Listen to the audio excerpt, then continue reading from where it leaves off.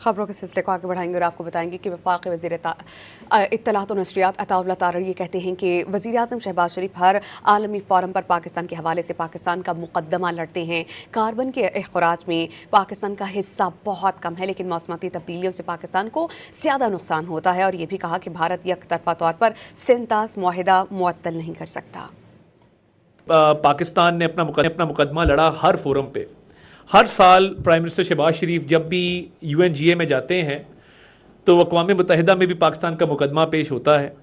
और दुनिया के जो ममालिक हैं जो ग्रीन फाइनेंसिंग के हवाले से कलीदी किरदार अदा करते हैं, उनको भी ये बावर कराया गया है कि पाकिस्तान जब सफ़र करता है क्लाइमेट चेंज के जो मुज़र असरात हैं उनकी वजह से, तो अरबों डॉलर का नुकसान हर साल होता है। पाकिस्तान ने अपना मुकदमा लड़ा हर फोरम पे। हर साल प्राइम मिनिस्टर शहबाज शरीफ जब भी UNGA में जाते हैं तो अक़वाम मुत्तहिदा में भी पाकिस्तान का मुकदमा पेश होता है। और दुनिया के जो ममालिक हैं जो ग्रीन फाइनेंसिंग के हवाले से कलीदी किरदार अदा करते हैं, उनको भी ये बावर कराया गया है कि पाकिस्तान जब सफ़र करता है क्लाइमेट चेंज के जो मुज़र असरात हैं उनकी वजह से, तो अरबों डॉलर का नुकसान हर साल होता है।